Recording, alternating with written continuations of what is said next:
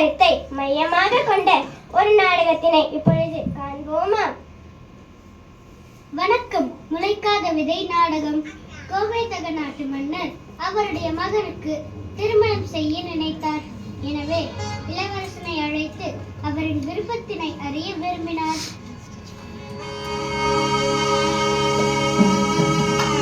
மறுநாள் அவை கூடியது.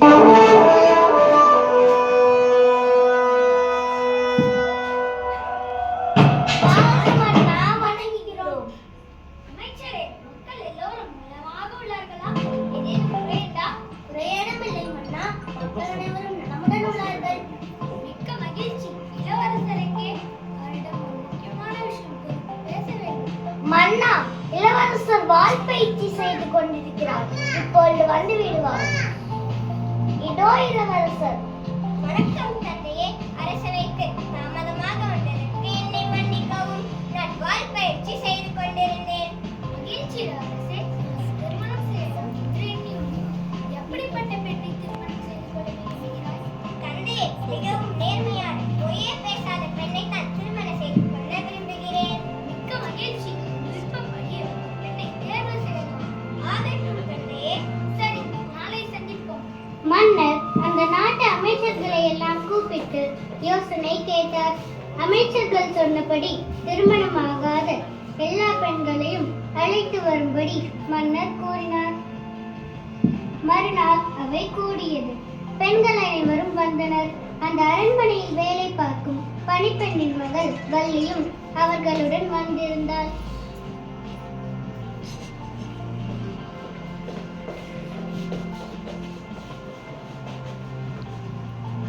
வணக்கம் அரசே. அமைச்சரே, பெண்களை அழைத்து வாருங்கள். பெண்களே, வாருங்கள்.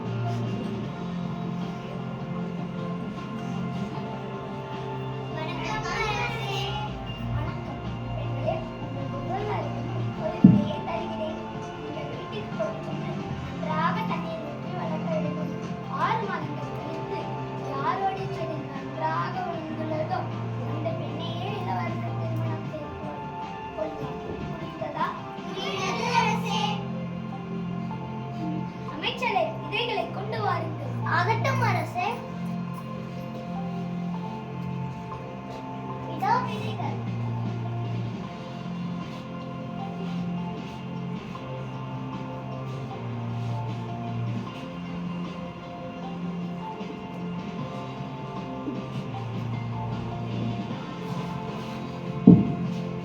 அரசே, செடி வளர்ப்பு எனக்கு ஆர்வம் அதிகம். நான் நீங்கள் கூறியபடியே செய்கிறேன். அரசே, நான் பல மரக்கன்றுகளை நட்டு வளர்த்து வருகிறேன். நானும் நீங்கள் கூறியபடியே செய்கிறேன். அரசே, எங்கள் வீட்டுத் தோட்டத்தில் பல செடிகளை நட்டு நன்றாக வளர்த்துள்ளேன். எனவே எனக்கும் செடி வளர்ப்பதில் ஆர்வம் அதிகம்.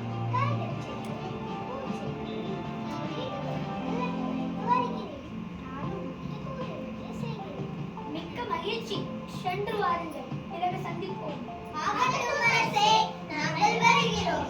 வள்ளி அந்த விதையை ஒரு தொட்டியில் இட்டு தினமும் தண்ணீர் ஊற்றி பார்த்து கொண்டாள். ஆனால் அந்த விதை முளைக்கவே இல்லை. தோட்ட வேலை செய்பவரிடம் கேட்கலாம் என்று எண்ணிய வள்ளி தோட்ட வேலை செய்பவரை சந்தித்தாள்.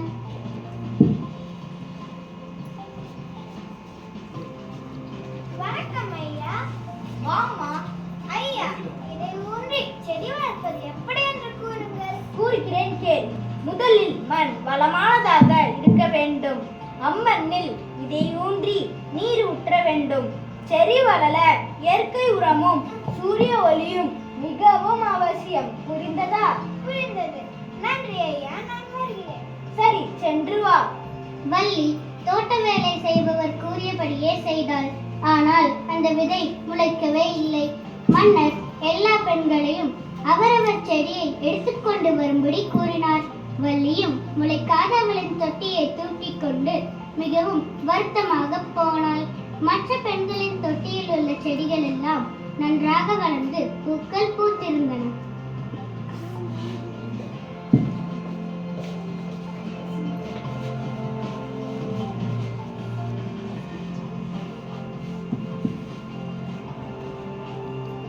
வணக்கம் அரசே. பெண்களே, வளர்ந்த செடிகளை கொண்டு வந்துள்ளீர்களா? ஆம் அரசே. பெண்கள் கொண்டு வந்த செடிகளை பார்வையிட்டார். இளவரசியாக போகிறவர் யார் என்று தேர்வு செய்து வச்சீங்களா? ஆமாம் அமைச்சரே, வெறும் தொட்டியுடன் வந்திருக்கும் இந்த வள்ளிதான் இளவரசி. அரசே, உங்கள் தொட்டியில் அல்லவா செடிகள் நன்றாக வளர்ந்துள்ளன. அவள் தொட்டியில் செடி வளரவே இல்லையே. அவ்வாறு இருக்க அவளை எவ்வாறு தேர்வு செய்தீர்கள்? பெண்களே, நான் கொடுத்த விதைகள் எல்லாம் அவிய வைத்த விதைகள், எதுவுமே முளைக்காது.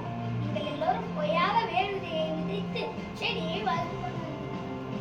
இந்த பெண் வழிதான் உண்மையாக நான் கொடுத்த விதையை விதைத்திருக்கிறார். இவள் தான் இளவரசர் தேடிக்கொண்டிருக்கும் பொய் பேசாத பெண். ஆஹா, அற்புதம்! நன்றாக பூ பூத்திருந்த தொட்டிகளை வைத்திருந்த பெண்கள் எல்லோரும் பதில் பேச முடியாமல் தலை குனிந்தனர். அரசர் இளவரசருக்கும் வள்ளிக்கும் திருமணம் செய்து வைத்தார்.